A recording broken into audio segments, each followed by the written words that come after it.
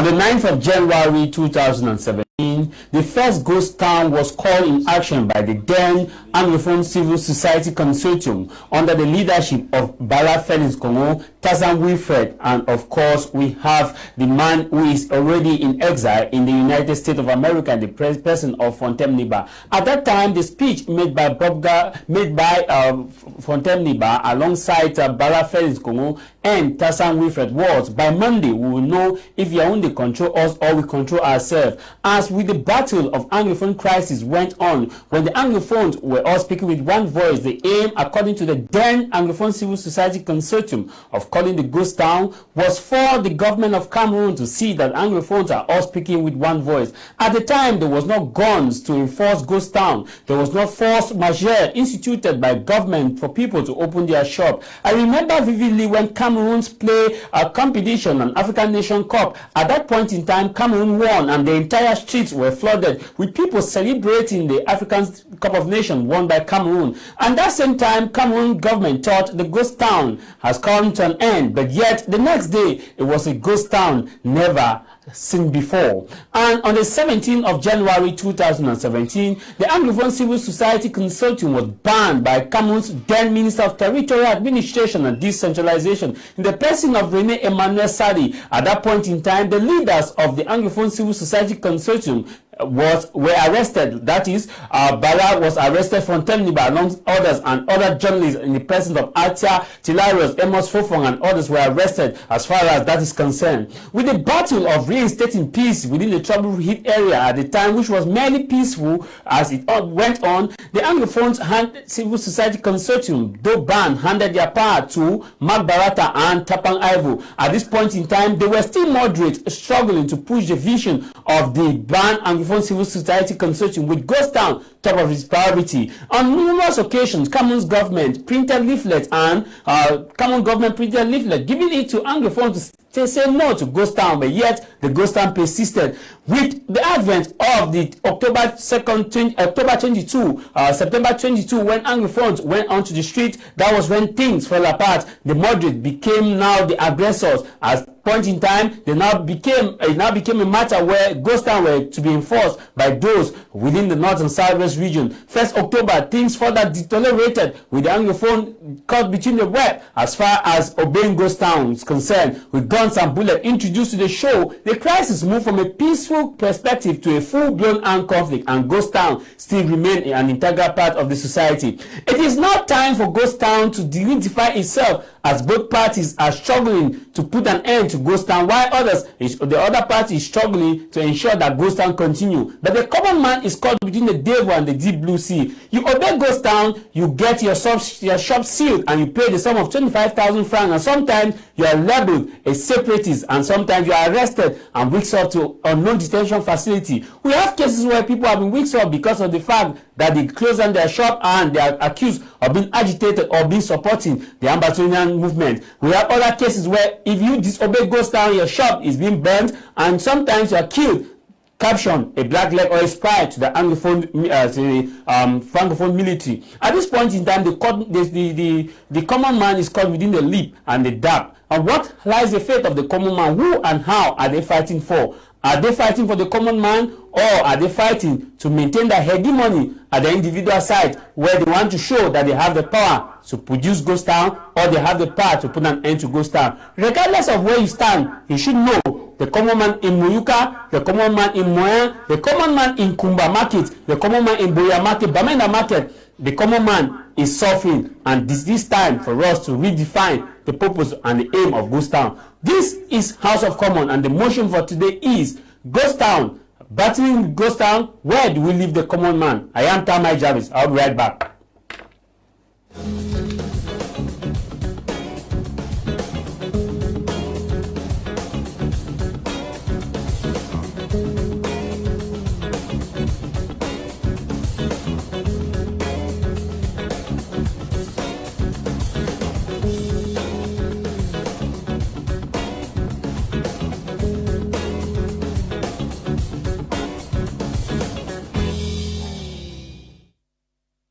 watching my media prime House of Commons. It is coming live from the nation's economic capital, Douala. I am Tamai Javis, your presenter for today. Of course, I introduce to you my panelists with whom we are going to continue our discussion on today's edition of our program. Today we have two major topics. The first, the motion. We will look at the first motion, which concerns the battling of ghost town between the Anglophone separatists and the government of Cameroon. Where do we leave the common man? Are they fighting for the common man? The question is all yours, and you have the answers. I begin by introducing a Pan-Africanist who stands for justice and ensure that unity should be promoted with diversity and Africans should be respected. Mark Anthony, Professor, you're welcome to the program.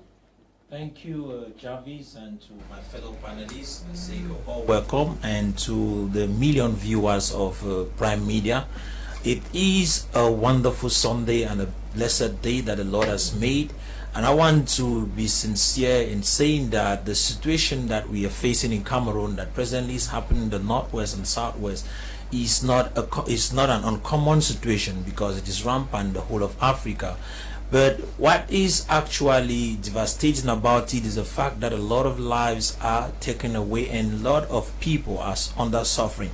That is not supposed to be the situation for a people who choose peace. And as a result of that, we are all out calling that this situation should come to an end. And we believe that in one way or the other, our communication and our discussions on this particular platform will reach that goal.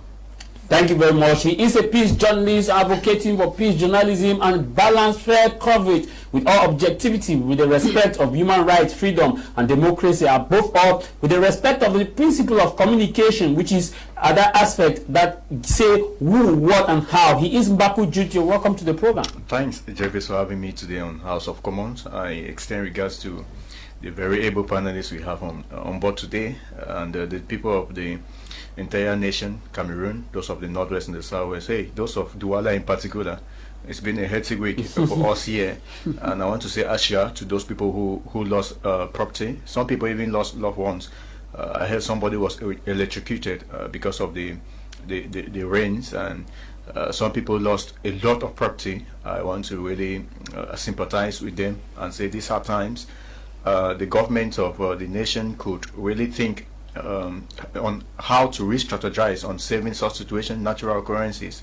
We could diversify the resources we have, which we are using to fight useless wars, and fund the other aspects of our livelihood that have to do with natural disasters like this flood that we had. You know, I mean, that will go a long way to help us. So hello to everyone watching. Hello, he is a civil society advocate and someone who believes that things must be done in the right way. He's been through the thin and thick as far as the ongoing Anglophone crisis is concerned, badly affected, but stand tall to see that it comes to an end. You're welcome, Song Derek. Thank you very much, Tamai Jarvis, for counting me worthy to be part of the panel. Thank you. I'm glad to share the platform with Mbaku Juice, Professor Mark Anthony. It's a pleasure being with you. To our listener out there, it's always a pleasure having you on your set following our contribution. It's really been a sad time and we are crying every day. Just yesterday, I got a very shocking news. A student I taught from 4 from 5, Songoti Line, was shot right in the Prime Minister's village. And the question is not why he was shot, who shot him. The question is why will they be killed and how many more will die before we come to a point of peace. Thank you very much. The answer is living in the wind. And it is time good enough for us to move straight into the matter. Professor Mark, I start with you. You are someone you've lived in a corner and you've witnessed the hard times of the crisis, and you were there when the crisis was still at the level of the teachers and the lawyers before moving to the hands of the consortium, before moving to the hands of the new devils, which we call, and some will call it the new angels. Regardless of how you call it, I want to keep it balanced. And now the crisis moved on with ghost towns still being at the center. Today we are seeing authorities, both sides, authorities at both sides are struggling. One is struggling to maintain ghost town at gun pressure, and one is struggling to keep ghost town the same at gun pressure with economic sanctions. Where do we leave the common man? The problem of this particular crisis is the common man. the real heart of the problem is a common man. Because irrespective of the fact that most of them are actually armless, they are the ones that die the most. Irrespective of the fact that they didn't call for the shots, they are the ones who are suffering. I remember in 2017, that was on the 22nd of September, when the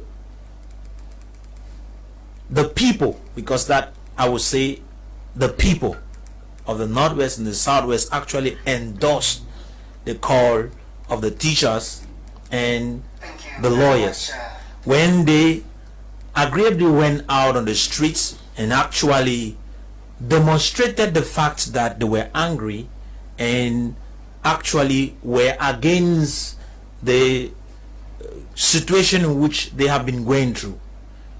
Some of them termed it marginalization, some of them termed it assimilation, some of them termed it colonization. Whether you were of which team, people went out and endorsed the call for shutdown. And practically on the 1st of October, before arriving that day, on the 28th of that same September, I was in Ekona, and that particular beautiful morning, the police just stormed the land.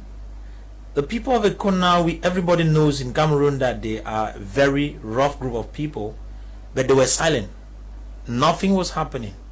And that same morning when the police stormed that particular town, got one young man who was actually mauled in his brick, beaten and his ribs broken. It provoked some of the boys in the corner to come out on the streets. And when the Dio came from Moyoka, who is from Mamfe, actually talked them down and told them, okay, people should go home. When he was about to leave, when he left, some of the boys were entering home. What happened is the police started shooting tear gas. That was a means of provoking them. We don't provoke a corner and the people stay quiet.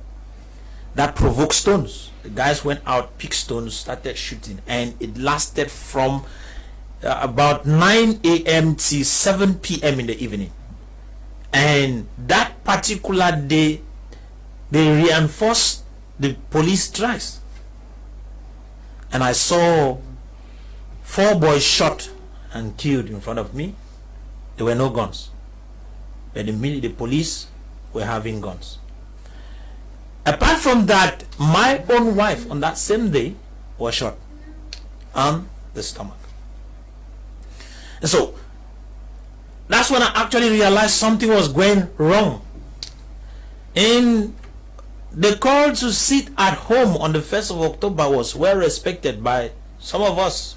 We stayed indoors while some went out on the street to declare their independence. Or was it restoration of independence, as it was called? Of statehood. Voilà. And to be sincere, some of us, we stayed home. But even when I was in the house, I saw guys, the military boys, the gendarmes actually came hitting down on my door. Thank God it was an iron door. We stayed quiet inside. Nobody came out.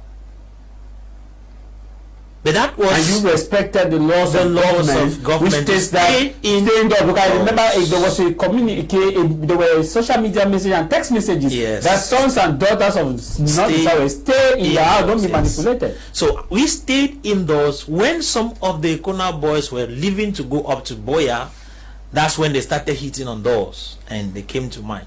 Thank God it was a door made of iron, and though we felt frightened inside, but we stayed in house.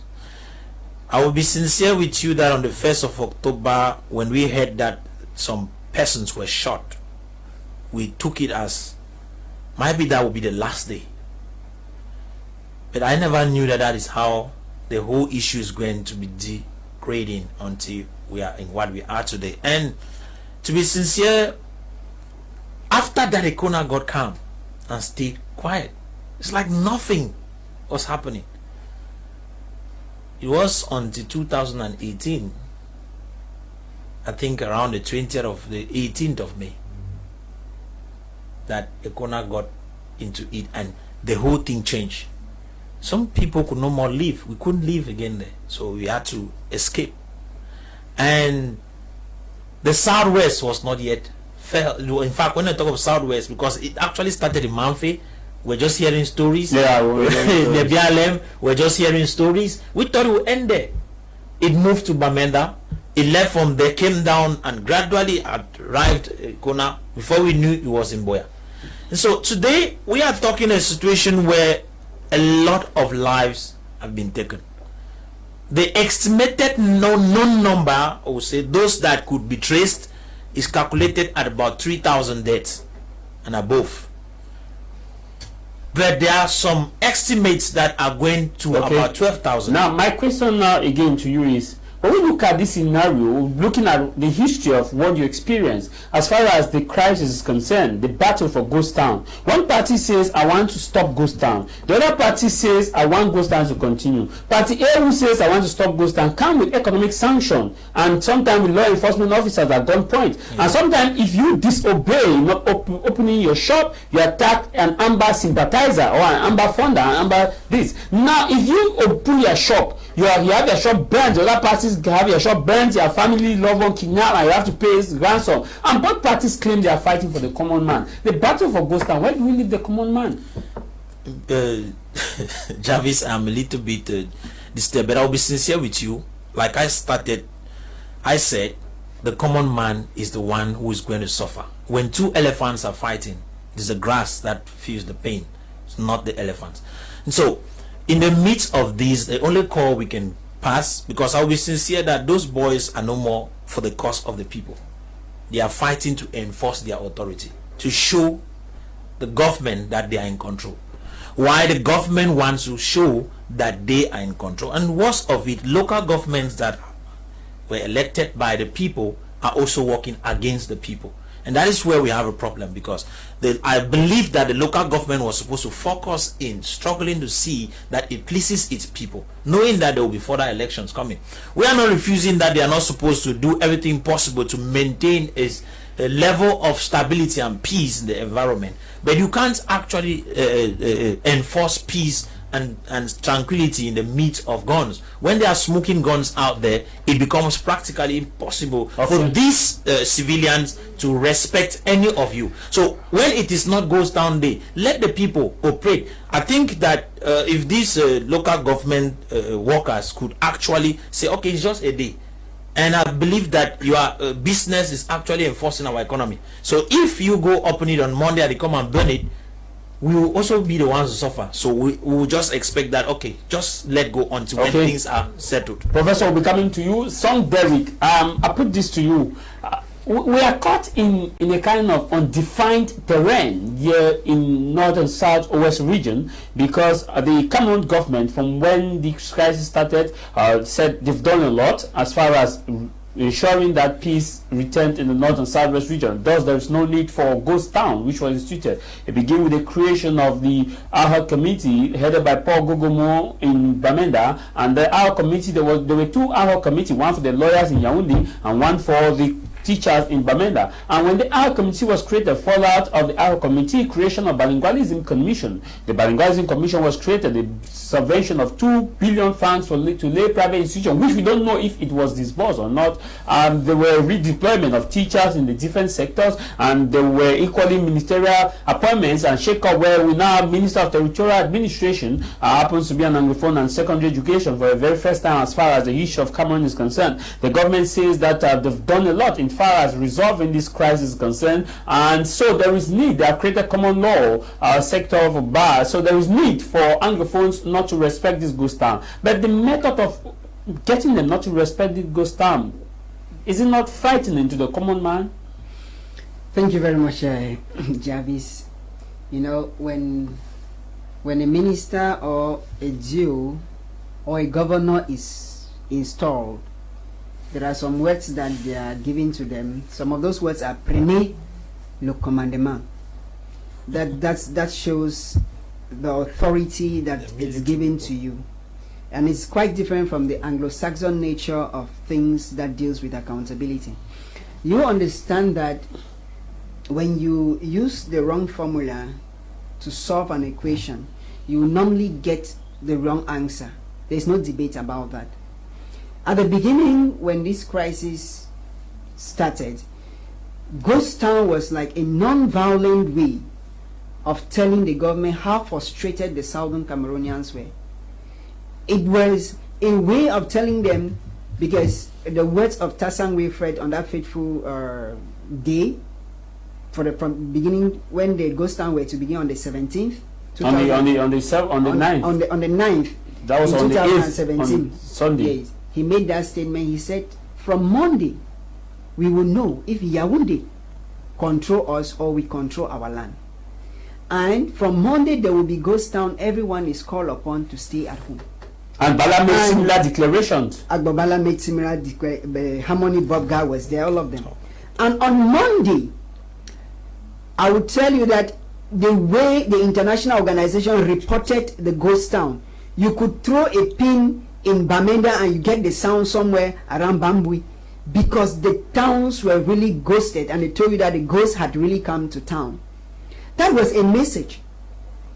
And at the beginning, maybe the people, the parties thought that it was going to be light. To start a war is quite easy.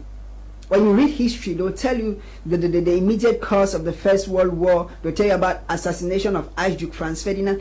But when it was to end, it took years to end. So, all the same, what's happening is that at this point in time, the two parties are struggling to be too authoritative. They are struggling to be at the extremes. You know, I got a picture of a goat and grass tied somewhere. And one of the goats is pulling the other to go and eat the grass. The other one is pulling. Until the goats have to come into agreement that, okay, let's finish eating this one, and then later on, two of us will go the other way. That is when they ate and they were satisfied. So if the two parties have to understand that there's a lot of extremism, and if the government is fighting for the growth, for the survival of the common man, of the citizens, and the restorationists, as they are called, are fighting for the survival of the common man, then it is but necessary that they have to come to the table, sit together and say, we have overhit our head together. What can we do? You know, the same formulas they are using. Late Mayor Kmer was with the fact that shops will be locked up, and that his successor has come with the same formula. Late Mayor Kmer was a dreaded man. It did not work. But I don't see any reason why his successor will use the same failed formulas. Let me ask you this. Is it that the authorities are out of options in terms of killing Ghost Town, or is it that they feel like it's a strategy to get rid of Ghost Town regardless of whether the people are being killed or their shops are being attacked? Because as we speak, none of these shops have been ensured by the authorities to ensure that, okay, if your shop gets burnt, I think we'll compensate you. You know, it's a simple matter of pride. It's a simple matter of wanting to show that you are in control. Because when you are doing businesses pay taxes quarterly or monthly. Quarterly means they pay taxes twice a year. And if I should have my business and I pay taxes to the government when the taxes are required to be paid, and I see that if I open my business, it will be burnt down by unidentified persons, because that is always the caption that newspaper will carry, that shops have been burnt down by unidentified people, meaning that they are not traceable. And I will not be able to get back my business in place, and the government will not come to pay back what I have lost. Should we open our shops and get them burnt, or should we lock them up and pay 25,000? It's a matter of rationality, and any rational human beings decide by his or herself. You as a business person, you have that decision and you have that question to answer. Okay, Mbaku Jude, you've seen a lot as far as this crisis is concerned from day one when the Ghost Town was called up from, that was on the 9th of January 2017. You as a journalist covered the announcement. That was on the 8th of January 2017. I remember that there was a football competition at the eve of that day, final between Cameroon and a certain nation, when the Gabon, African Cup of Nations in Gabon, and many thought that Cameroon's victory over Egypt means an end to the ghost town, mean there will not be ghost town. And there were ghost town as never before, and we are still witnessing ghost town. My question now to you is, before, ghost town was a voluntary affair, where people said, okay, I will close my shop in solidarity. But now some of the people want to open their shop, they want to do their businesses, but at gunpoint, the non-state actors say you must obey. And if you don't obey, we get you kidnapped, we get your store burnt down, we get your family killed, or we get this and that. And the government says, hey, you must open. If you don't open, we'll seal these shops and you pay 25,000, as the case is with Kumba as we speak, and Boya and the rest. What does this mean now to the level of the common man? I think the whole idea of the ghost town, anyway, dynamics have changed over time. From when that announcement was made by Tassang Bala and Fontaine, and Maoum Chefu Joseph, and a couple of them, Frederick, in a certain hotel in Bamenda on that fateful day. The idea, they even printed tracts and distributed. And I did a story actually on that. I talked to people in Bamenda who were actually willing, who knew the importance of that particular act of civil disobedience. Civil disobedience is no crime. But when things were not working, it was just normal, but normal for the people to protest the way they did. So over time, a lot has changed, especially with the idea of the ghost town. Let me just go straight into the ghost town issue to say, Song said something earlier. He said, what is still keeping the idea of ghost town, the argument between ghost town for government side or the separatists, is pride. Ghost town has almost no impact on this crisis as we speak at this moment. Ghost town, whether you respect it or not, from the side of the separatists, it's not going to solve this issue. Whether government leave the people in peace to go to their job sites or not, it is not going to solve this issue. What I'm saying is, on Monday, if shops are closed or open, that does not still solve the issue we have. So when you see government fighting against ghost town, because at the time ghost town was used when there were no arms. Yes, that was the only arm. Yeah, that was the only arm. But now I get the point. That's why I'm saying dynamics are changing. Today it is not about ghost towns again. At one point I questioned some separatists why they would have to permit ghost towns to continue right up to this SN when it is inconsequential at this point. Because at this point, ghost towns are there's nothing you can really take out of ghost town. Ghost town was to create awareness that there's an issue. When Bobga and when the Tassang and Bala did that, it was to create awareness to the international community that there are some neglected facts, some neglected issues within the territory of the British Southern Cameroon or West Cameroon. So that awareness has been created over years. We've moved up to the level where we have armed conflict. So it was just but normal that these people had abandoned the ghost towns. I asked them why. They said no, it's a way to. It's just a tradition to keep imposing and showing authority that they are in control. That is the issue with the separatists. And as for the government, our government is that which also likes flexing muscles with the separatists. I don't know whether to them they think that fighting and sending people to the market to sell is a logical solution. It's not. The ghost town had outlived its use. So if I were the separatists, I would have advised that to reduce the suffering of the people, because people are already going through a lot of hell. And now it has migrated from ghost town, lockdown, shut down. Sometimes it would have even better with ghost towns, but we had lockdowns that usually come in the midst of ghost towns. Between February. Some people give lockdown for 2 weeks. How can you lock people down for 2 weeks and on Monday you are stressing that they stay at home? So all this ghost town thing had outlived its use. But now, what happens now when people, administrators, go penalizing? You're talking about economic sanction. Yes, economic sanction on the population. What happens is that these guys sometimes they just want to be like my favorite minister, Minister Nji Atanga. When things are struggling to be normal, they are there to shake the tables again. I mean, these guys should let people be. Separatists should let people be. The crisis had morphed past the level of ghost towns. Ghost town has no impact now. The issue is solving the core issues at this level. Because when I go to the market, I open my shop. Some days I can still not open my shop on Tuesday, Wednesday, Thursday, Friday. I don't think the mayor will be there to know whether. But there will advance argument that if the entire shops in North and Southwest region, businesses, streets are empty by Monday, it sent a strong signal that the crisis is still on. And that's how they will advance. And the government will advance argument that if the entire streets of North and Southwest region on Monday are busy, it shows that they're beating the crisis. That's the torso which I say both of them are fighting for. But the truth is, whether streets are busy on Monday or not, it will not stop the killing on Tuesday. It will not stop the fact that military are invading a village on Wednesday.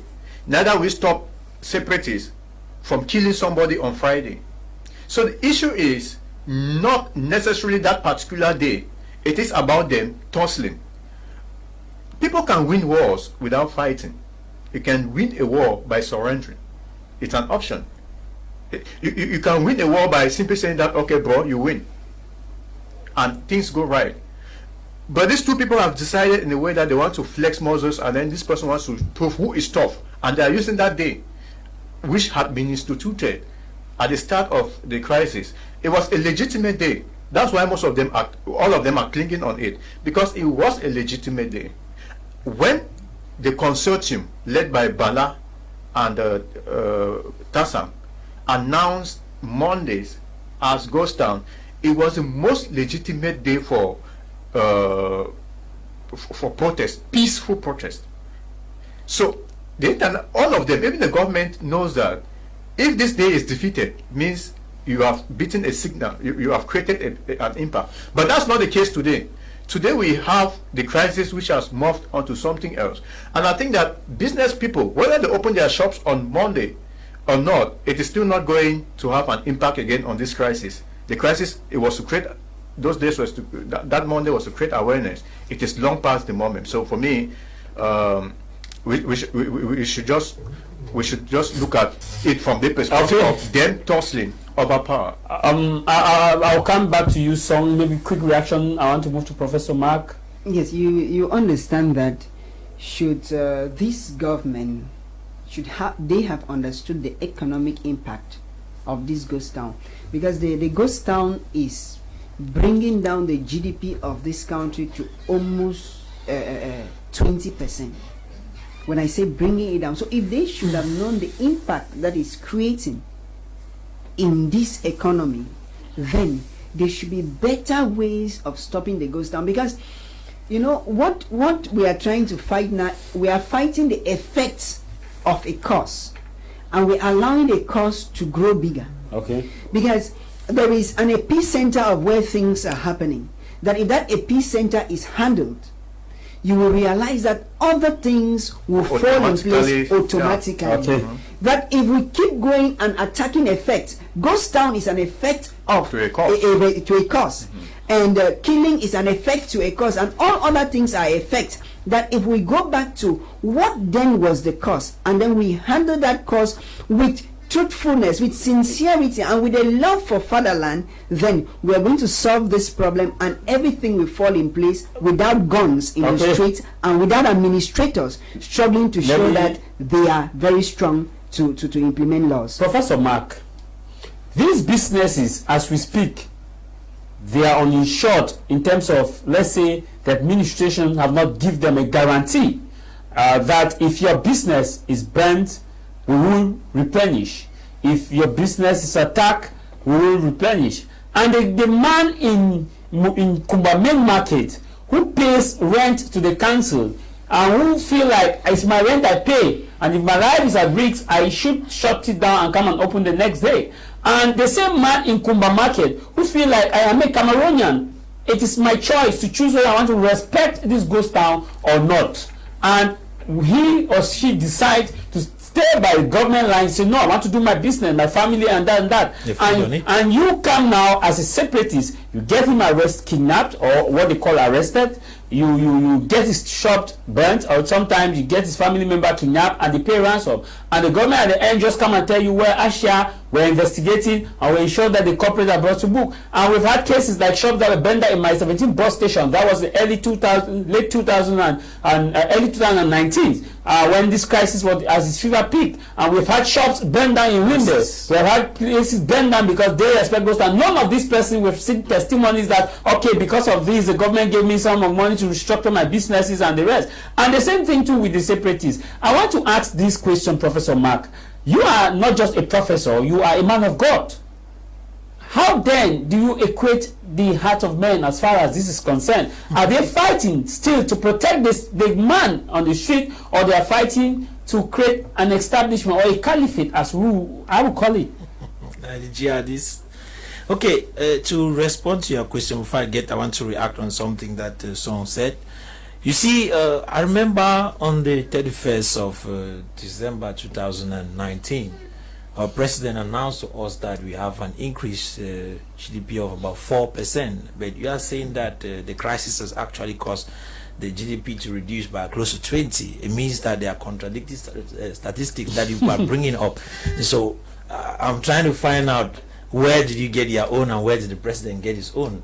So we need to balance up some stuff here. So to bring it up, I want to be sincere with you, Jarvis, that the state of Cameroon seems not to work for the people. Why? Because if the people are actually the concern of the Cameroon state, we will not be in a state where there's a war right now. Because when this crisis actually started, before resulting, because as someone rightly said, it's a result and consequence that the whole idea of civil disobedience started, where people had to implement a ghost town. If this situation came up and the Cameroon government handled it at that particular point of, okay, you people have asked for this and this and this, okay, this is where we are going, there was no compromise. Because when the government came in to discuss with the then lawyers and with the consortium, it came on the higher horse, sitting to impose. The guys actually sat there. They had their points, and I believe that the government in its own part was supposed to come down a bit and negotiate. So why am I bringing that history? I'm trying to show you that the Cameroon government, in its position of negotiation, does not consider the good of the people, of the citizens. Because if the citizens are in their mind, they will not in any occasion struggle to impose their own position. And you see, it is true that during that period, nobody ever even thought for 1 second that a trade union could actually cause a havoc like this in this country. And when it happened, they knew it would end. Like the Minister of Justice openly said, you people are going to do this, and then when you get hungry, you go back to the courts. He knew what he was saying. When the other one looked at them and said, who are you people? You people are 2 cubes of sugar in a basin of water. That was a kind of undermining the whole situation, that you don't have anything, so play all what you're playing. Our position stands, and that has been what is. So when you look at the way they operate, it means that the people are not their concern. Because if the people are their concern, we will not be asking this question right now. Who is to be affected? Why is it that we know very well that the businesses, most of these businesses, even if they are insured, as long as you are the lives too are not insured. Yes. So even if your business is insured, and you choose to say, okay, let me stay at home, you, at the end of the day, the government will remove that because you decided to go against the government principles. Okay, if you say, okay, no, I'm going to go, let them come and burn it. When they come and burn it, you discover that at the end of the day, they'll tell you it is because it is your fault. And at the end of the day, the insurance company will not pay. Because in Cameroon, insurance companies are actually just to have a name of insurance companies. They don't respect that. So they have made the people to stay in a position of impasse where they don't know what exactly they should be doing. You are afraid whether you should go out. You are afraid whether you should stay at home. Staying at home, you are penalized. Going out, you are penalized. So where should they be? That's where the Cameroonians at times, they like some presented situation there. At the end of the day, it becomes a choice.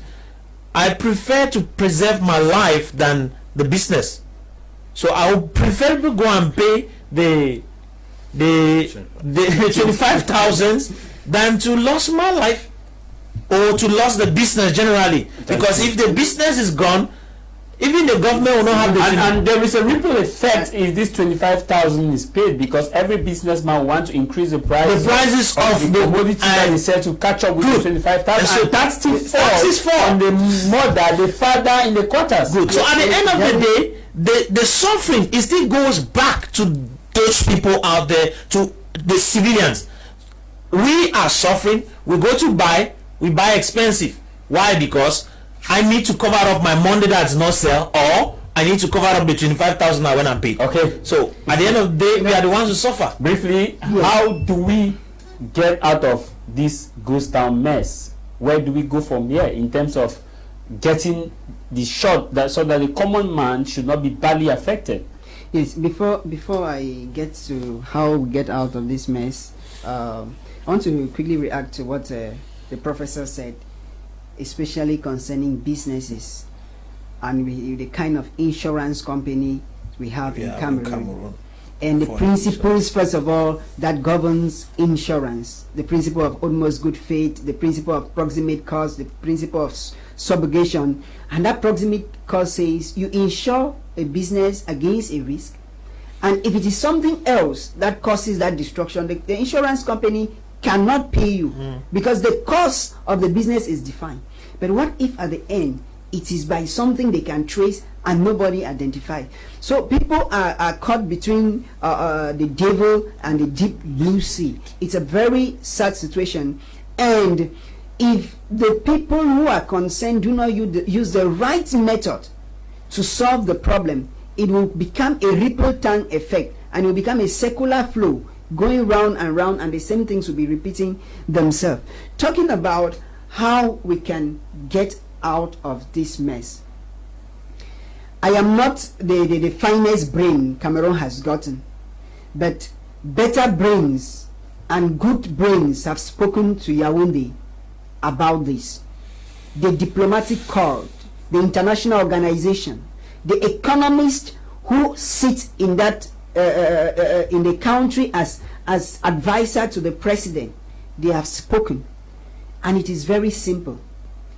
Target the root cause, because if the administrators keep using the harsh way to stop this ghost town, the civilians will keep being the ones suffering and paying the price. So if you want to stop ghost town, then let the root cause be handled. Discussion should be true, fair, and then people will go back to their day-to-day activities without any stress, without a gun pointing at them, or without writing an application to go back to business. Okay, thank you very much, Professor Mark. Before coming to Baku, how do we get out of this ghost town issue between such that the common man or the business unsecured businessman is not badly affected? In the first place, the ghost town has no more purpose concerning the entire crisis we are facing, and so. But I want to say that in relation to what is happening, the best way to handle this thing is that the government should look for a means to solve it, and the first means is to go for that dialogue that has been popularly called by all. Let the government accept to sit down with these separatists and talk with them to settle this issue. And when that is done, I don't think that there's any separatists that will call or try to enforce any ghost town anywhere. Neither would there be any local government official will be struggling to impose sanctions on anybody because people will freely do their businesses. So I want to say, let the government, the president, who is the person who has the yam and the knife in his hands, who called the shots when he's declared that in November 2018, that was 2018, right? That this war should actually begin. And if he can actually call back and say, okay, let us deal with this issue as Cameroonians and let it be done with, I believe that this thing will be done with. And that dialogue I'm talking about is a dialogue that should be fair, and it should be without preconditions, like it will always be said. And possibly it should be with a third party who would hear both sides. Nobody coming on a high horse, so that things can be handled from a position of fairness. Okay, Mbako, where do we go out from here? As far as the ghost town is concerned, Yes. no way. Just let the thing be. The ghost town, just let it be for a government. Just let it be and concentrate on better things. Like I said earlier, it's inconsequential, and people still go out on Mondays to Sundays and do their economic activities. So just concentrate on other things. But Jervis, in 2000 it should be 18 or 17, the Northwest was among the top 4 regions that pay how would they call this their thing, taxes, regional classification, to tell you that despite the hardship that this region is going through, people still pay their taxes. So even though at one point they had to, pity some of these small businesses so that they don't pay tickets because of the economic situation. Government is struggling like that. They are losing a lot of money, but there's a better way to make this money than fight that people should go and sell on Monday. Just let the Monday be. There are better things to charge. For me, this issue of ghost town, it was an issue that had come and gone. We have heavier issues, Jervis. Let's concentrate on that. Okay, thank you very much. We have heavier issues. Let's concentrate on them. Time good enough for us to go to Facebook and get some few reactions. For those of you watching us on Facebook, we want to acknowledge getting your messages, and of course, this one said there is no insurance company in Cameroon. My people, even Sonora was not insured. This is coming from Ramus. Thank you very much. And Egbe Chong from Facebook says ghost town and lockdown. We have to. Okay, thank you. Your message is gotten. And this other one reads. It says, if you think it has no impact, why is the government fighting it? And that one is addressed to you, Mbaku. For power. This one says, to stop ghost town issue, there must be ceasefire. You cannot tell me to open shop when I will not sleep in my house and at the end lost my shop. It's coming for Jovino. Jovino. This other read, it says, say I prefer you this one says, please tell my people to not to do that. And this other reads, it says, ghost town is the only tool in the hands of armless civilians to demonstrate their frustration of a rigor regime. The ghost town has come to stay, and there's nothing Yonde can do about it. It's come from Nelson Chinda. I take on the regular message. It says, good afternoon to you all. It says, good afternoon to you all. I must say it is a good program. Ghost town is an effect of a bad regime. Thank you very much for an anonymous, and this one's a good job over there. Javis, kudos. The issue of putting an end to ghost town depends on the will of the people and not the mayor or administrative authorities. Unfortunately, due to the fear of the unknown, the population prefer to respect ghost town. It's coming from Genti. Thank you very much, Genti. This one says we are really suffering from ghost town. 2 weeks ghost town again. Oh my gosh, it's coming from Angel from Kumba. This one. The other one is coming from Angel. Good evening, sir. My name is Bokwe Ramsey in Kumba. First of all, let me tell you something, sir. The mayor refused to open the shops, and for me, I prefer to respect the instruction from the non-state armed groups than to open my shop for those who protect me. Thank you very much. This one, I want to say we are moving over to our second motion of today. On the 1990, Cameroon's President Paul Biya relaunched a freedom of mass communication, freedom of the press, freedom of association, and there was a need for Cameroonians all over the globe to express their willingness in terms of how issues are handled in Cameroon. And during that period, Cameroon's President Paul Biya strived for agriculture to be the backbone of Cameroon's economy. In what he termed Green Revolution and Rigor came into place, the government of President Paul Biya has been striving to say that agriculture is the backbone. In the agro-pastoral show in Ebolowa, tons of tractors were given to farmers and some still abandoned at the sector where the agro-pastoral show took place. As we speak right now, they are all in grass, and still the Cameroon government maintain the fact that agriculture must be the backbone. With the emergence of the ongoing Anglophone crisis, the farmers in the north and southwest region are now crying foul as far as the new instruction from Cameroon Minister of Territorial Administration is concerned. Paul Atangandi stating that farmers will have to apply to get their farming tool, to buy their farming tool. They will have to apply, and those who are arc welders will have to apply to get the iron rod legalized. And the question now is, what becomes of those who already have this equipment before the orders were given?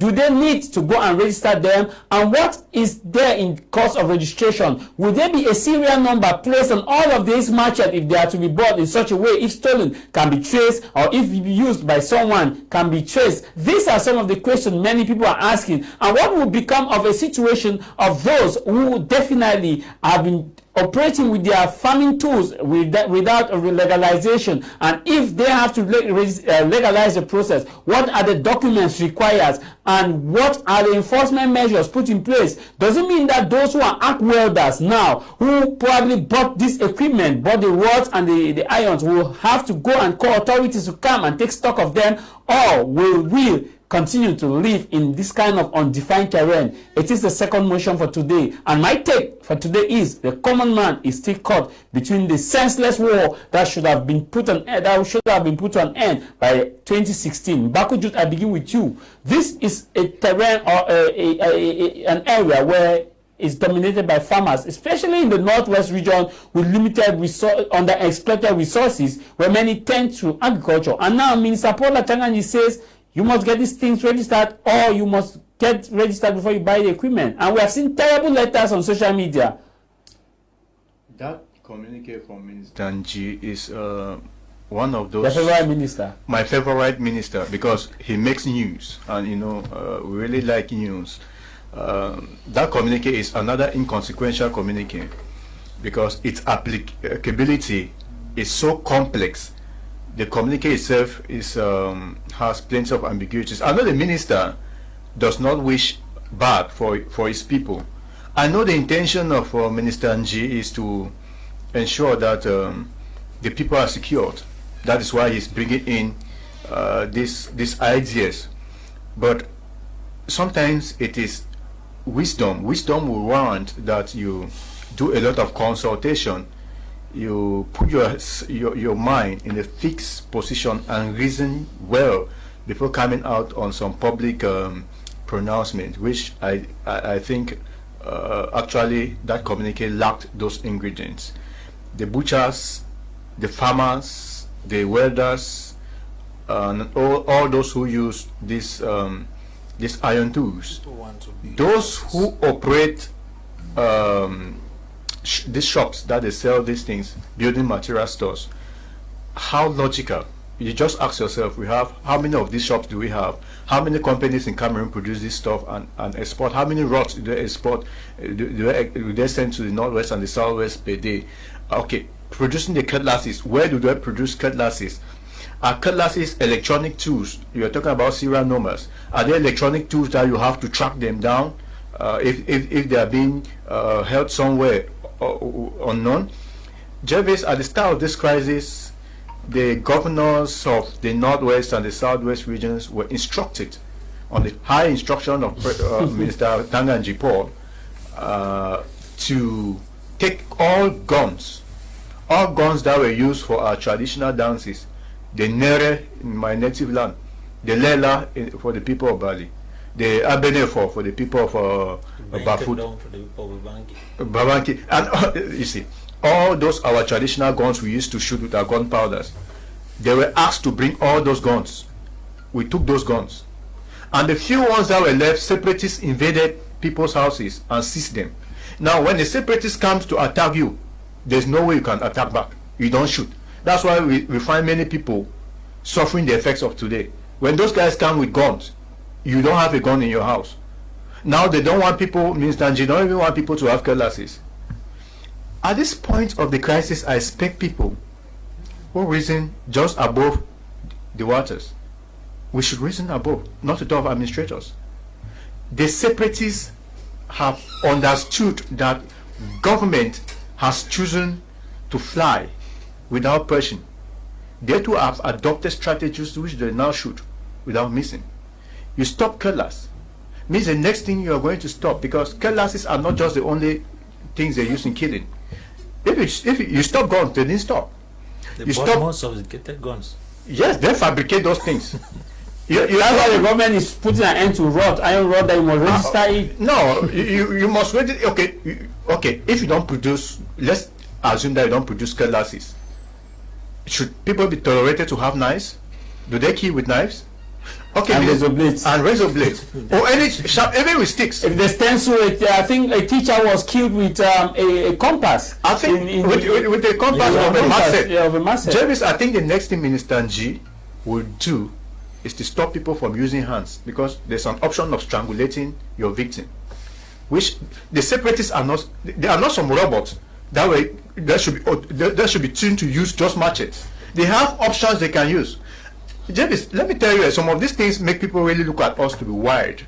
The decisions we take, we now see that people are not serious.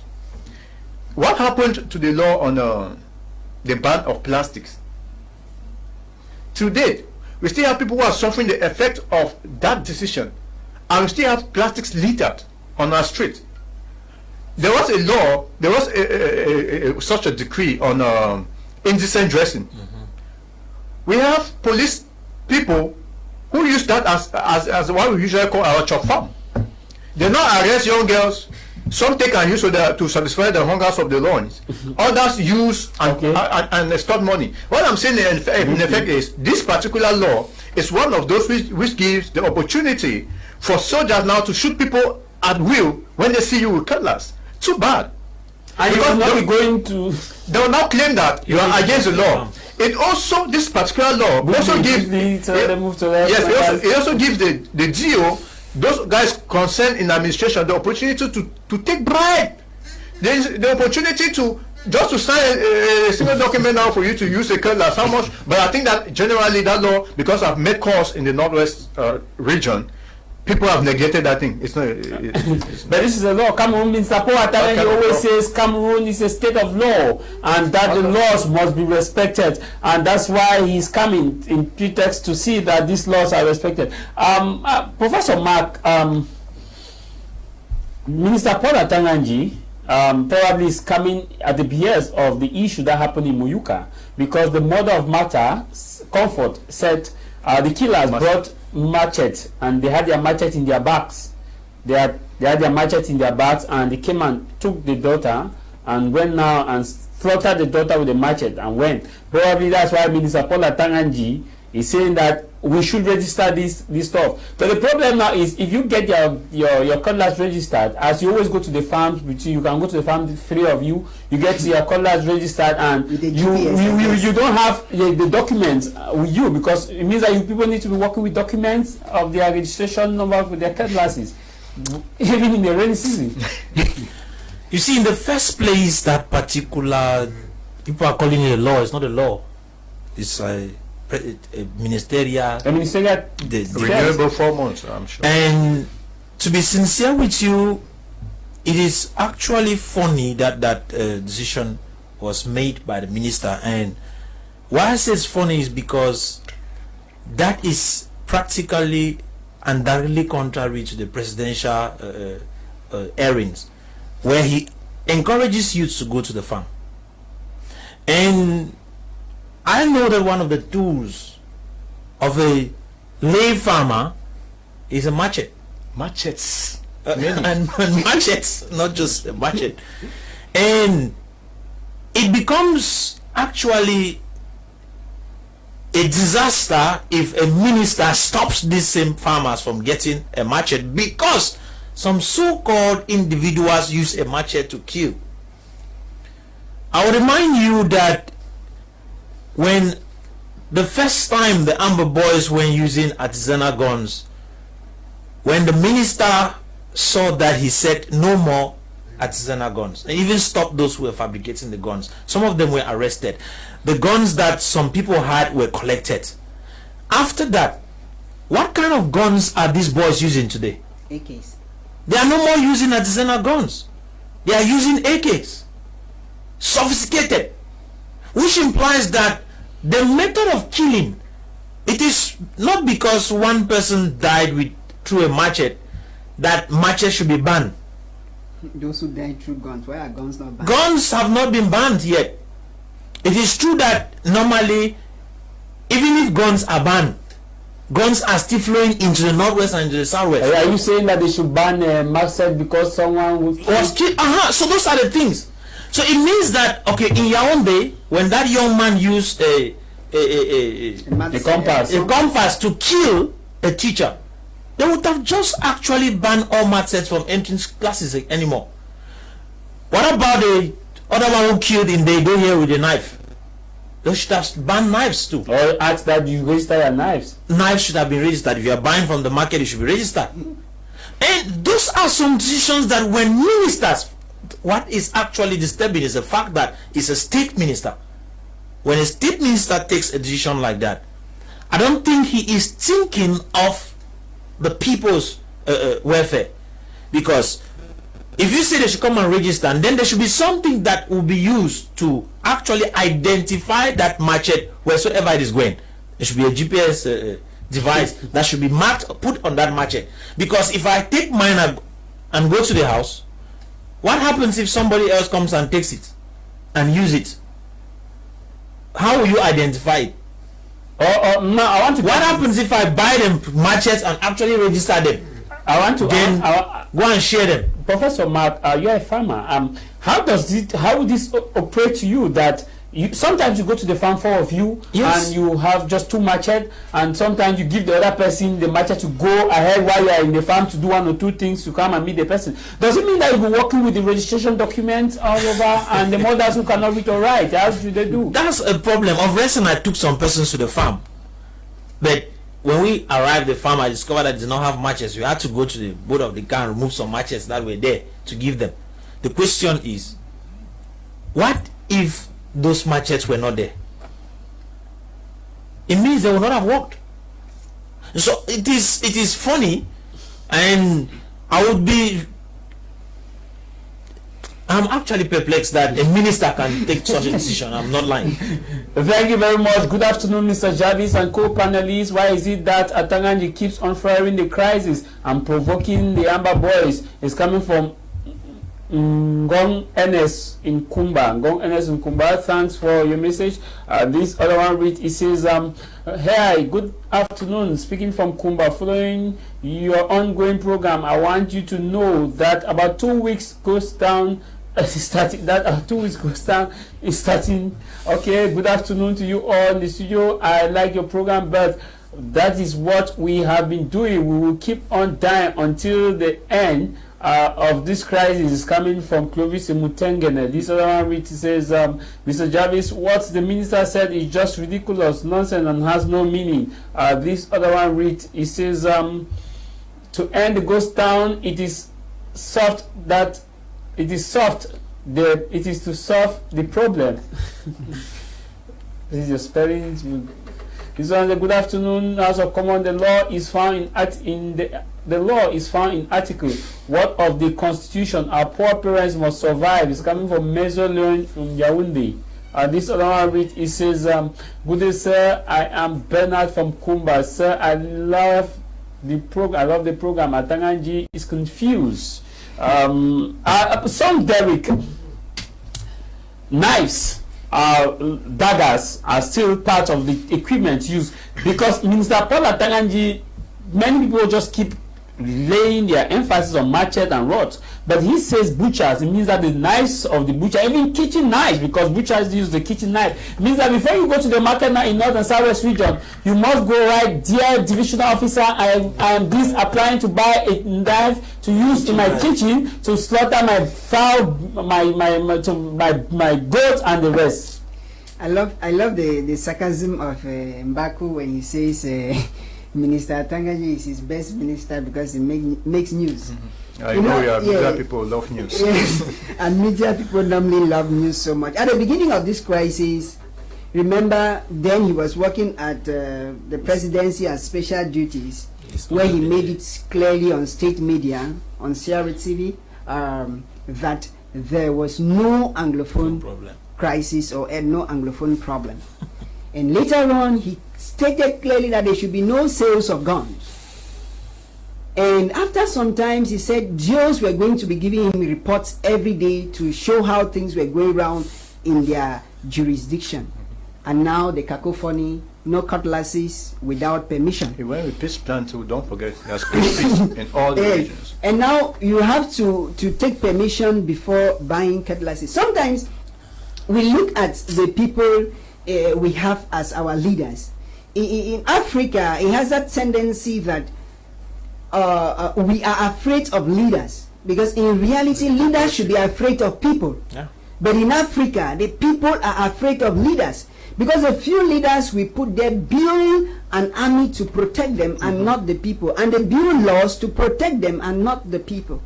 This is so sad, and it's demeaning to think that the people of southern Cameroon, who are more inclined into agricultural activities, will have to apply the procedure during a farming period, and then they have to apply to get these things. And it will still go another way. I will still tell Doctor, I didn't react to this, to tell you that this thing will still go down to bring down the GDP of the country, given that those people are there and they depend mostly on agriculture. And when you talk about the GDP of Cameroon, let's be very clear. The head of state cannot claim that the GDP of Cameroon has increased. He cannot claim that. He has technicians. Cameroon is grounded. CDC, which is the highest employer after the government, is grounded.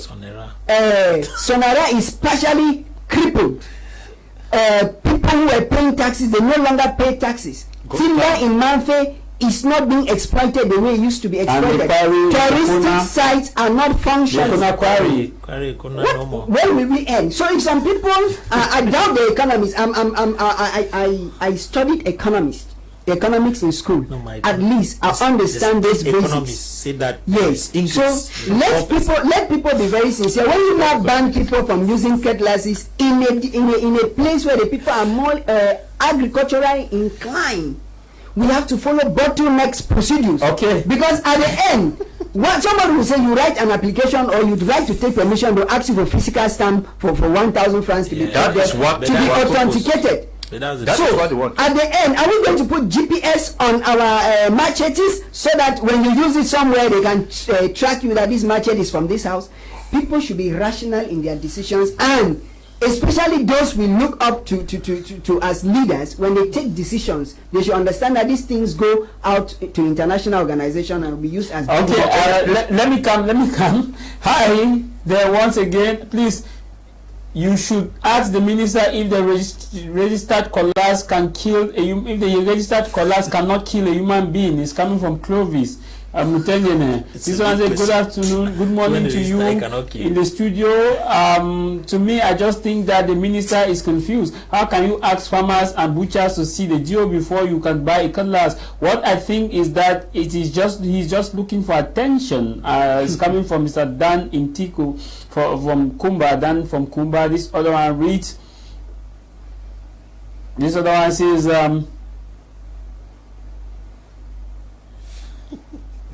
Thank you very much. We've gotten your messages. It's insulting. I'm getting a breaking news now from my producer, my general supervisor, Mr. Kum. We'll come back to that breaking news from the issue which we shall talk about briefly. Let me start with you again, Baku. We have about 15 minutes to go before coming to Professor. This is it here. The minister, let's be honest, machete to kill. Let's be honest, there are things that are killing. My problem now is, you, Baku, you are not just a journalist, but you have once worked in a farm, and you are a farmer when you go back home with your mother. What happens to the 5 machetes that you already have? Do you need to take back and go and register? And what are the procedures? The minister, what are the procedures that you need to take to ensure that, okay, these were machetes before the laws were imposed? Because laws don't work in retrospect. It works from the day of institution. My brother, there are different kinds of machetes. There are different categories of machetes. There are different machetes that have met 5 years with people, some 10 years. Yes. There are machetes behind people's houses. So people, I mean, when we talk of machetes, just what do you call a machete? Because if we were to look at the entire northwest and southwest regions, Prof, how many machetes can you really register? How many? How many machetes does a household? Some households are farming households, like in Kukemboma in the southwest region, like Ekondo Titi. How many households? Every household. So how many cutlasses are you going to register? What does it take to produce a cutlass? Now the question I want to find, the question I'm asking every other moment is, when Minister Nji's the ministry was taking this decision, what did they consider? Did they see a need for this to be taken? Did they see the population as a threat? Did they see the cutlasses that the population own? And 3 people were killed in the Kelewindi because they had machetes in their farms. Yes. Oh, these things are they are getting people confused. Let me tell you, the separatist guys would rather want that you register those matches and then they come and take, so that it should be legitimate and legal for them. That's what they are waiting for. But we'll not give them the opportunity anyway. We'll not register. But what I'm saying is, legal matches. Yes. What I'm saying is, at the end of the day, did Minister Nji see the need? Did anyone tell Minister Nji that the problem is that civilians are owning cutlasses? That is why Amba guys are killing. But he's Cameroon spy. Let's get this clear. He's not acting just because I remember when Minister Nji came out. Yes, when he came out in that was early 2016, he said some of these teachers and lawyers have collected huge sums of money to destabilize Cameroon. He's talking from facts because he's Cameroon's minister and chief spy of SAMAC. Yeah. Yes, there's no doubt, Mr. And he must be talking based on information he has. He has his networks. I'm not doubting him. The position he has is normal, that he has people of us who are his eyes down there. But again, every decision you take, weigh the decision. Okay. It is not just because you have a position. Someone was talking about leadership that people come just to prove power. Leadership that is not accountable is about master. You don't assume that position as a leader just because you want people to fear you. We should not be fearing you, Minister Nji. We should Ghana come with a holistic mind, okay, and find out from people how exactly do we handle this issue. Okay. How can you stop people from using cutlasses? Do you know what? Means you stop acts now. We will not split fire. No, but that should be part of the communique, because a good Cameroon minister. Okay, how will we split fire? Cameroon minister can only be safe in a philosophical. Please, we understand that you're frustrated about the issue, but please let's respect constituted authorities in one way or the other. Okay. This other one says everything is the president. Everything is the president insurance. If the president is shot, my brother, everything the president. So everything is the president. So let's not waste no one wastes his or her time, because it is too much to have the following. The message is not clear. Please, when you're sending us a message, make it clear and straight, simple, to the point. Good afternoon to you all in the studio. I am Hansen from Douala. The decision taken by Paul Atanganji, a sense that the government is clearly punishing the civilian population, which they claim to be protecting. Atanganji has been one of those following this so political crisis since 2016 by first denying the Anglophone problems. Let the government review their strategy if they really care about Anglophones. Please stop calling. Stop calling. This one's John from Boya says, I am shocked to hear what your panelists are saying. As a child, all farm tools were in the farms, but today people have transformed farm tools to weapons. In those days, hunters moved with their guns for what purpose? Now their guns are being used as weapons to kill the same people. Finally, the order does not ban the use of machete, but their use should be directed for a purpose. It is coming from John. Manchester not having purpose before. He said his argument is that that these farming tools were kept in the farm, that they were not brought in the town, that people are not bringing it. This was happy service you. Look at this poor farmer who want to buy cutlass to say 2,000 francs, and he is required as of the documents to certify non-conviction, like in Tombe to conviction cost is 6,000 francs. What will such a farmer do? It's coming from Kaza, from Loom. Please stop calling us. Stop calling us. This other one reads, it says, good afternoon to you, Mr. Jarvis.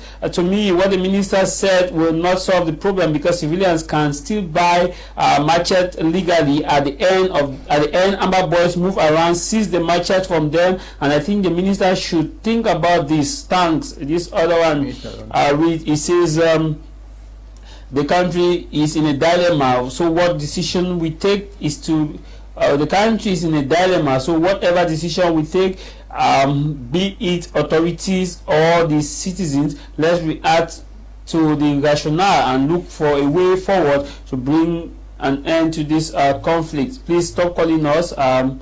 This other one reads, it says, I doubt if the minister does reign well, because the main issue is not about weapon, but to solve the problem without creating a new one. When sending us your message, indicate where you are texting us from. This other one reads, it says, the minister is making himself popular by making such a news and becoming a celebrity minister. It's coming from Clovis. Yeah. This other reads, our country is confused. Our country is confused. So do we tattoo our names on the cutlasses or what? It's coming from somewhere from Boya. This is a high greeting to you all. I am calling in Yaoundé. I want you to help ask the minister if we are to register the already bought machetes. We are slowly but surely running out of time. Professor Mark, briefly, I'll come back to you. Where do we go from here? Because if you have to register a machete, it means that someone who needs a machete, who needs to use the knife for an onion, will have to register the knife. Briefly.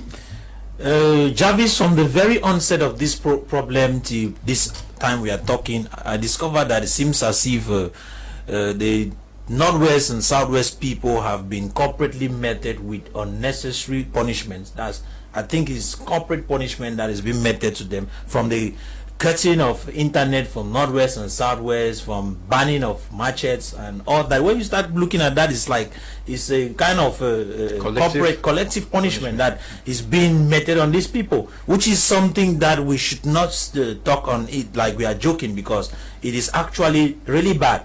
From the beginning, he said there was no Anglophone problem. He comes in his word. He says that Cameroon has a general problem. That there is a general problem, and he says those who talk about federation must understand that the head of state has worked so hard to build national unity. National unity is something you cannot tamper with, and you cannot be talking about Anglophone or Anglophone marginalization. It makes no sense for a country where in the past 40-50 years an Anglophone has been the prime minister. I think that's what his word. You see, that makes you feel that there's something wrong with the comprehension, because when you look at it, you tend to ask the question. Somebody who says there is no Anglophone problem, there is a general Cameroon problem, then you go and ban machete from a particular area. You should ban it in the whole Cameroon. It should not be just Northwest and Southwest. The cutting of where do we go from here? From this particular point, I want you to talk in the position. Sincerely, I cannot follow such a particular decree. Are you saying you want to break the law? It's not a matter of breaking the law, because I already have my machetes. I will use them when it's necessary to go to the farm. I need them to farm. I can't go without them. So In one way, I want to say I don't know why that particular law has gone out, because there are several reasons that have happened that could ban other things. But if this one comes because of a girl that was killed, okay, then I think the minister should revise that particular problem, that particular solution to the problem, because it is not solving. Because I want us to talk about yes, it's not solving the problem. So I can't tell you that there is a way out. The only way out is that he should go back to his work. Greeting to you in the studio. I love your program. May God continue to bless and give you guys the wisdom to save Cameroon. Cameroonians should rise up and hold the leaders responsible for what is happening in Cameroon. Cameroon is heading to doom. The leaders keep deceiving Cameroonians that the Anglophone's crisis is not affecting the country economically. Why are these people wicked? The only thing to bring peace in Cameroon is to address the root causes. It's coming from Paul Abang, presently in Yaoundé. Song briefly, where do we go from here? Where do we go from here? From this machete issue. Yeah, from the machete issue, we have to go to the right direction. And what is the right direction? You know, the communique, first of all, is a high-sounding nothing. It makes no sense, and one is afraid that very soon one will have to take permission to prepare okra soup, because okra soup can cause someone to sleep down. Where we should go from here is, I want to know if Yaoundé, before such a communique comes out, the other ministries are consulted. Good. Because if this communique goes public, it means there should have been a consultation. Okay, you are talking about consultation. Yes, there should be a consultation. There's no time. If he has gone out, please, Yaoundé should put a system that has to make sure that communiques that are communicated should be consulted upon, approved. And then, people should not just take decision because they sit in their AC offices in Yaoundé and ignore the sufferings. And ignore the sufferings of those people who survived by going to the farms. Maybe we'll have to continue this machete issue again next week, where we look at the recent development as of the number of people who have been registering. Because when you go to social media, you tons of messages, tons of different kind of applications, some broken English, some people are registering. But where do we go from here? Where do we go from here? From here, let us go to the parliament, because these guys in the parliament, I've not heard any parliamentarian who say they're representing the people. You hear such a decision from your people, you stay quiet, it is criminal. So let us go to the parliament. Such a decision should not be taken by an individual in the country. It's supposed to have been built and passed through the parliament before it takes such a high. Okay, now briefly, before I read the 5 messages, we've seen the recent appointments of magistrates. Lawyers, Anglophone lawyers are agitating about it after could this cause another recent wave of protests from lawyers? This particular problem we are talking about started because lawyers said they are actually sending magistrates to the northwest and southwest who are francophone speaking, but in who are civil law. During this appointment, we still saw a float of civil law magistrates released to the northwest and southwest, which means that whatsoever they said the problem was being solved has not been touched. That is, they cancelled everything that was done, if they had even attempted to do anything about it. So I don't think that the appointment of the same civil law magistrates is solving the problem that the Anglophone lawyers came up asking for, common law magistrates. So the government is going back as of the beginning, as of 2015. So they are going back to 2016, and that means that they are looking for another problem which might be greater than this one. Baku Jude, there is an issue with this new appointment. We see lawyers agitating, Anglophone lawyers agitating. Are we heading for another major crisis? But is there something that has been changed from the onset? That's what I should be asking. Because to me, I've seen nothing major that has changed since the start of this. Well, now more of civil law magistrates have sent than the common. Jervis, I'm just fed up. Because when this crisis, we are talking about people, this is where the crisis started. It means we are recycling the whole crisis. It started from here. So we are going back to base. Yeah. And government has not, people say government has done a lot. Let me just give you this very vivid example.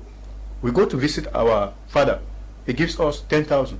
I, as a big brother, I'm not sure. I siphon 7,000. Remove 1,000 again. Buy granite for 500, and then give you to be eaten and going home. Then I give you 1,000.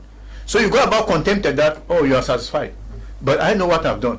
This is a strategy this government is using. The government gives you something very small, less than 1.something%, and then turns back to do something very criminal. Okay. So what I'm saying, are you saying it's a cosmetic solution? Well, it is more than it is not intended to solve the crisis. Let government be serious for once. We are talking about lives, despite the fact that we are laughing here. I'm sure somebody who is watching us on the real ground zero is watching us laughing, but it's very sick inside because of what they are going through. Let's be serious for once.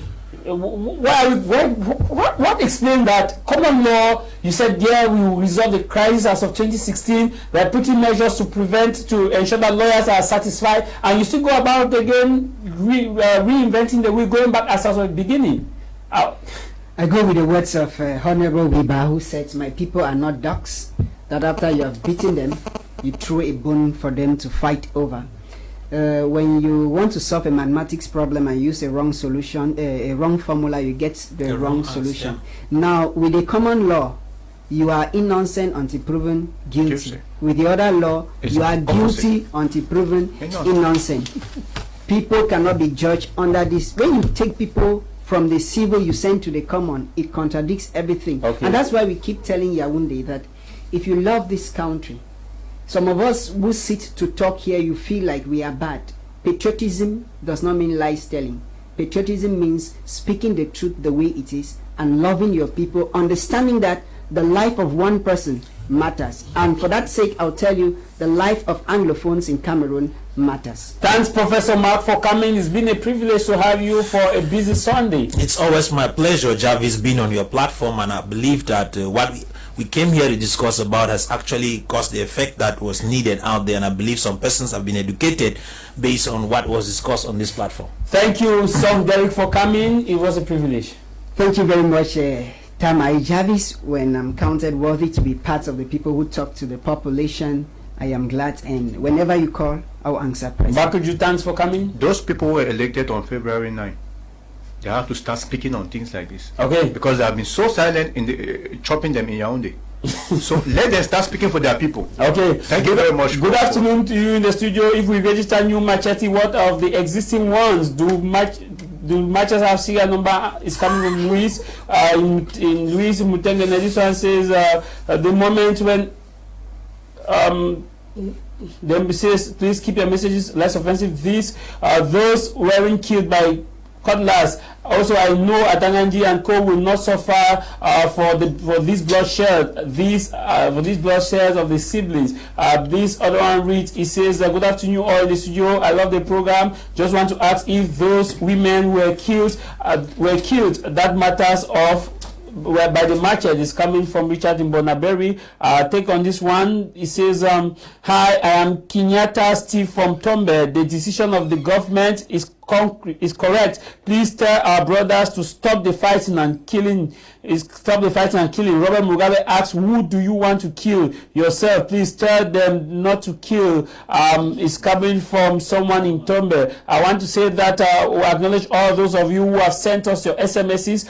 Because of the fact that the SMSs were bulky, we didn't have time to go through a lot of them. But subsequently, on our Sunday edition, we ensure that we get it to you. This program comes out every Sunday at exactly 12 to 1:30 p.m. Sunday exactly 12 to 1:30 p.m. It is House of Commons. You should know that Cameroon's government is struggling to ensure that the peace return in the North and Southwest region. And vis-a-vis, both parties need to understand that the common man is at the blink of it all. I leave you with this: no matter the matter, what matter is your matter. No matter the matter, what matter is your matter. And what should matter for you is that you should stay out of trouble and look for a way to go and register your machete or your knives that you use in your kitchen, because you don't know the law is the law, and in the word of Mr. Paul Atanganji. Stay blessed and bye bye from this end. I am Tamai Jarvis.